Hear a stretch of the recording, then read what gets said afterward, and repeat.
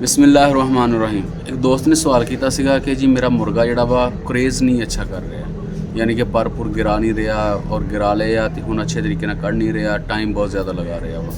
मैं सोचा कि उस दे उत्ते एक छोटी जी वीडियो बना के दोस्तां नाल इस्लाही तौर पर अपने तजर्बे और एक्सपीरियंस के मुताबिक जिहड़ा उस्तादां दे जरिए मिलिया होया वा वो दोस्तों नाल शेयर कर दी। अस्सलाम वालेकुम वरहमतुल्लाहि वबरकातुहू। उम्मीद है सब दोस्त बुजुर्ग भाई खैरियत नाल होणगे। अल्लाह पाक दे ज़रूर दुआ है कि मालिक सब नूं अपने हिफ्ज़ो अमान च रखे। दोस्तों मेरे चैनल ते न्यू है तो चैनल सबसक्राइब कर दो, बैल आइकन दबा दिओ ताकि मेरी हर आने वाली वीडियो तमाम ही दोस्तों तक पहुँचती रहे।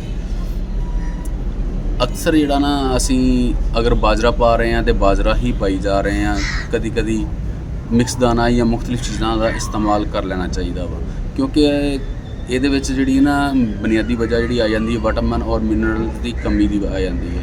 ਹਰ ਇਲਾਕੇ ਦਾ ਪਾਣੀ ਜਿਹੜਾ ਵਾ ਆਪਣੀ ਆਪਣੀ ਅਫਾਦੀਤ ਔਰ ਸਲਾਹੀਅਤ ਦਾ ਹਾਮਲ ਹੁੰਦਾ। ਪਰਿੰਦੇ ਪਾਣੀ ਤੇ ਪੀਂਦੇ ਆ, ਸਰਦੀ ਹੋਵੇ ਜਾਂ ਗਰਮੀ ਹੋਵੇ, ਘੱਟ ਵੱਧ ਮਿਕਦਾਰ ਹੋ ਸਕਦੀ ਹੈ। ਲੇਕਿਨ ਇਹਨਾਂ ਦਿਨਾਂ ਦੇ ਵਿੱਚ ਜਿਹੜਾ ਖਾਸ ਤੌਰ ਤੇ ਆ ਕੇ ਉਹਦੇ ਵਿੱਚ ਜਿਹੜਾ ਨਾ ਵਿਟਾਮਿਨ ਔਰ ਮਿਨਰਲ ਜਿਹੜੀ ਕੈਲਸ਼ੀਅਮ ਦੀ ਕਮੀ, ਖੂਨ ਦੀ ਕਮੀ ਕਿਉਂਕਿ ਜ਼ਿਆਦਾ ਮਿਕਦਾਰ ਵਿੱਚ ਚਾਹੀਦਾ ਹੁੰਦਾ ਵਾ, इस गल तो भी ये चीज़ों का इशू आ जाता वा। और उस दे लई ज़रूरी हैगा वा कि असी हुण अपने परिंदिਆਂ ਨੂੰ खुराक के नाल नाल उन्हां नूं पानी या ग़िज़ा के जरिए उन्हां नूं कैल्शियम जिहड़ा वा दईए, जिहदे विच असी सैमोस्ट्रेस का इस्तेमाल भी कर सकते हैं या सवेरा विटासोल मल्टी विटामिन्स दे विच आ जांदियां ने चीज़ां ने, ते इन्हां चीज़ों का इस्तेमाल जिहड़ा वा ये भी अफादीत का हामल होंदा है।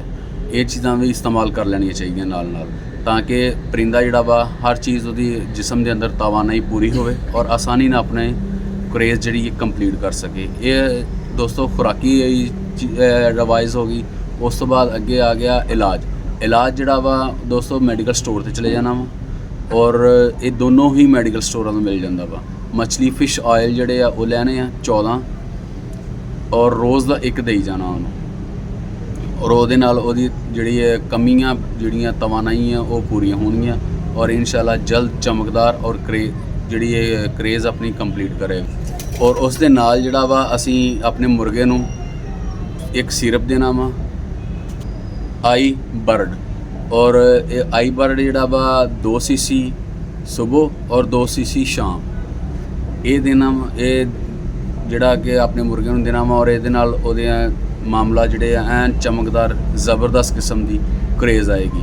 और जिहड़ियां पहले दसियां ने सैमोस्ट्रेस या दूसरा वा की नाम दा सवेरा विटासोल, ये इन्हां दा जिहड़ा तरीका इस्तेमाल है ये शाशे दे उत्ते दर्ज हुंदा वा पूरी ते ओहदा तरीका इस्तेमाल जिहड़ा वा वो उस दे मुताबिक इस्तेमाल करना वा और ओहदी तैनूं परेशानी कोई नहीं होएगी।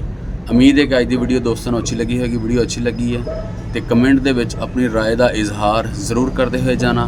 खालिद महमूद नूं इजाज़त दिओ, मिलते हैं किसी नए टॉपिक ते नई वीडियो दे विच। तब तक अपना और अपने शौक का बहुत सारा ख्याल रखना। चैनल नूं सबसक्राइब करते हुए जाना। अल्लाह निगहबान।